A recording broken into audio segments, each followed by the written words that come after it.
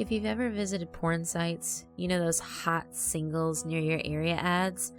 You probably also know how fake they are. Those women in the pictures are not actually near your area. They're just stock photos from foreign escort sites. You probably know all this well enough not to waste your time clicking those ads. If you were, however, to click them, a chat window would pop open, and you would choose which girl you want to chat with. At first, the chat is free, but soon it would require signing up. Then you'd have to pay for every minute you spend chatting with the girl of your choice. I know this because I was one of these girls. 6 years ago, I was a student and always short of money. My friend Shannon told me that she'd discovered a super easy way to make money. It's not like you're whoring or anything. It's completely anonymous. They don't know who they're chatting with. Half of us are actually guys. You just have to pretend you're some Nikki or Samantha next door. It's kind of fun, actually. And the company pays really good money. You can work from home and choose how many hours you work per week. All you have to do is dirty talk with some guys you're never going to meet in real life. At first, I wasn't that into the idea. It felt like cheating. But then I wondered if someone actually believed that singles near their area were real. Of course not. It was just a fantasy. It was like writing erotic fiction in real time and getting paid for it. So I let Shannon sign me up. The system was simple. The first chat, the free one, was a bot. After the user signed up and started to pay, he got to chat with real people. That was us. Our job was to try to keep them online as long as possible. At first, it was kind of fun. I got really creative while playing Sally, a shy college girl who was desperate for money, Kaylee, a nerdy girl with glasses, super kinky and flexible, and Rhonda, a curvy black girl, compassionate and motherly. It was hilarious, and I soon stopped feeling any kind of shame from doing it. Clearly, my customers were enjoying themselves, and since I remained anonymous to them, I had no risk of ruining my future career. I figured I would just leave this thing out of my future CV. The money was surprisingly good, as Shannon had told me, and since I got to choose my working hours, it felt like a perfect choice for someone like me, who also had to study a lot. Of course, there were downsides too. As you could imagine, some guys weren't actually vanilla. I was by no means a virgin, but I got to explore some stuff that I hadn't even known existed.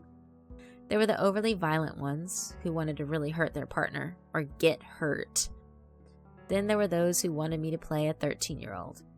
And then there were guys that were into even sicker stuff. I don't feel like repeating those things here, but I just wanted you to know that it wasn't always sunshine and rainbows. Some chats left me feeling really uncomfortable, and at times I didn't know whether I should just log out and ditch a paying customer or keep going. But I kept telling myself that it was all just a kind of game, a legal and harmless way for these guys to act on their fantasies. It was just talking. They weren't really hurting anyone. Usually I played along, and the more I did it, the easier it became. To my own surprise, I soon found myself chatting casually about playing with knives and kicking someone's balls. After a year in the job, it became really rare to be actually surprised. There were mostly 3 kinds of customers. The big majority that wanted normal dirty talk, the lonely ones that were more in need of a friend or a therapist. They usually just wanted to talk about ordinary stuff, and the super kinky ones. I soon learned to deal with all of them. However, one time an actually strange guy logged in. He didn't seem to fit in any of the categories above. He didn't really want to talk about sex, but he didn't feel like one of the lonely guys either. It's really hard to describe him, so I'm trying to memorize some of our first chats here. He called himself the Fisherman. He always wanted to talk to Rhonda. Hi honey, it's Rhonda here. How are you? Talk to me. Okay, what do you have in mind? Just talk to me. I can't stand this fucking house. Can't stand these fucking voices. Just say anything. Well, what are you in the mood for? It's really hot in here. Want to know what I'm wearing? No. Just be there, please. Okay, honey. What's wrong? Are you okay? No, I'm not okay. Just these people. They're so loud. I can't take it. So, you have loud roommates? Yes. Yeah, I just want silence. Just want my fucking silence. At this point, I was really confused. But I kept going. Maybe you should just talk to them then. Tell them you need some privacy? I can't get rid of them. There's always someone. It went on like this. I pretty soon got the idea that he was probably not completely mentally healthy. The crazy people were pretty rare in the chat, but not completely non-existent. I didn't feel qualified as a therapist, but I usually did my best to make them feel better. The fisherman kept coming back. I always knew him right away from the way he wrote. He was in the chat for hours. At that time, I started to feel bad again. This person was clearly sick and was using all his money on a porn website, usually going on about wanting silence and loud people in his house. I started to think that there were no people in his house. It was probably all inside his head. The fisherman became so common a customer that I hardly had time for anyone else. He always booked Rhonda for hours in a row. It also seemed that he never talked with other employees but me, even when they were playing Rhonda. He somehow recognized me and logged out immediately if someone else was there saying, "You're not Rhonda." Shannon started to joke that he was madly in love with me, but I saw nothing funny in the situation. My job was not fun anymore, and I had become a personal therapist for someone. I tried to ask my boss if I could not play Rhonda anymore, but the fisherman was bringing too much money in, and my boss insisted I kept going. So I did, and to my own horror, I realized I had started to develop some kind of feelings towards him. Not romantic feelings, nothing like that, but I found myself wondering how he was. I guess you can't spend hours and hours talking to someone without some kind of connection appearing. But at the same time, talking with him always left this uneasy feeling, and I was really happy that I was just Rhonda to him. This is one of the last chats I had with him. I don't know how to get rid of them. There's no way out. I just want them to go away. Listen, honey, I don't think these people you talk about, I don't think they're real. They're not real? No, I think you've made them up. And if they're just in your head, then you can just stop thinking about them and they disappear. I can make them disappear? I think you can. And that's what you want me to do, Rhonda? Make them disappear? If that's what makes you happy, honey. You're right. I can get rid of them. I can make them disappear. I can do it. Thank you, Rhonda. I love you, Rhonda. Love is a big word, honey. I'm gonna make them disappear now. He logged out. It was the shortest time he had ever spent talking to me. The discussion left me strangely worried. You know that feeling when you sense you've done something terrible, but can't really pinpoint what that is? I had exactly that feeling. Later the same evening, he logged in again.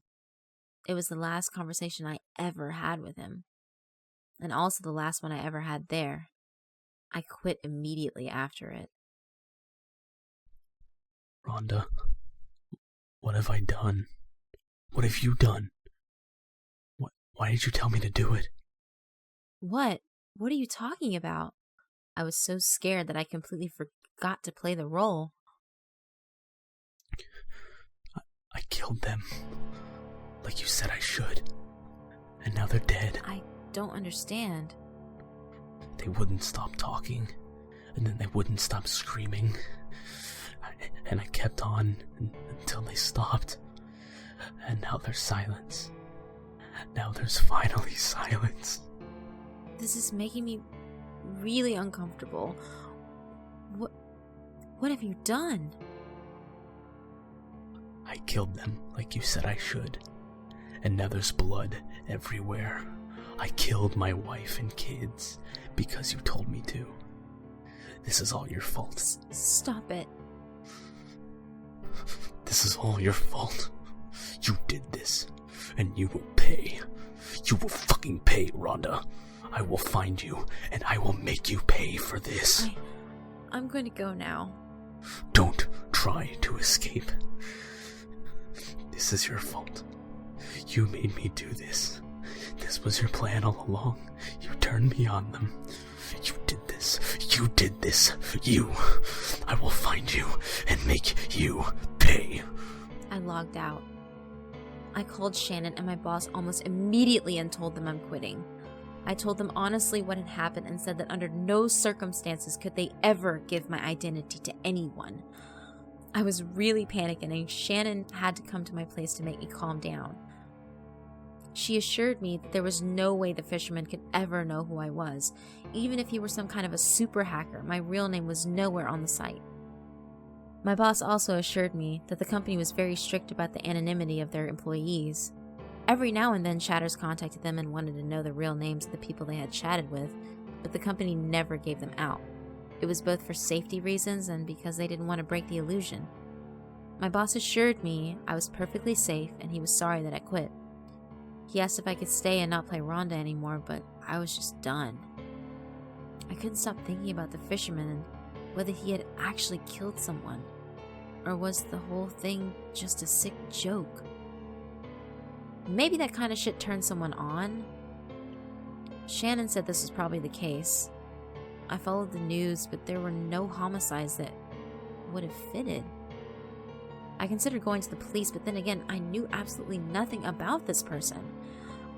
It suddenly occurred to me that he could be anywhere in the world. Maybe he wasn't even in the same country. He could be Chinese for all I knew. One thing was for sure after all. If the fisherman had really killed someone, he had done it far enough away to not make it to the news where I lived. I tried to Google if there had been family murder anywhere on that day, but I found nothing. Shannon kept on working on the site and I asked if the fisherman shown up, but he seemed to be gone. I was happy it was over, and as time went by, I moved on. I haven't really thought about the fisherman for years. Until yesterday, something happened that brought all this back to me. After a long day at work, I decided to go see a movie, alone. I just wanted some time for myself since I broke up with my boyfriend a couple of weeks ago and everything had been a bit of a mess since. I chose a movie that has been on for weeks so that the theater wouldn't be full. I got lucky. The theater was almost empty when I walked in. I chose the place I consider the best, last row in the middle, and started taking off my jacket when some guy walked to me. Is this place free? He said. From his accent, I could tell, but only barely, that he was foreign. It was so dark in the theater that I didn't properly see his face to confirm what his ethnicity or age was. I nodded and he sat down. I was a little annoyed. The theater was almost empty and right now I really wanted to be alone. Why did he have to sit next to me? There was plenty of room. And then he talked again. You like horror movies? Since I really wasn't in the mood to make new friends, and I felt a bit like he was hitting on me, I politely explained that I wanted to be alone. He didn't answer, but he took a piece of paper from his pocket and wrote something on it. I assumed it was a phone number. He then put the paper in my pocket, a bit of an invasion of privacy, I thought, and just walked away. It was weird. He didn't just change the seat, but actually left. He didn't stay to see the movie. I was a bit annoyed by this encounter, but soon forgot the whole thing as the movie started. It wasn't until I was at home that I remembered the weird guy who had given me his phone number. I took the paper out of my pocket just to throw it away, but there was no phone number. There was just this text. I found you, Rhonda, and I will find you again.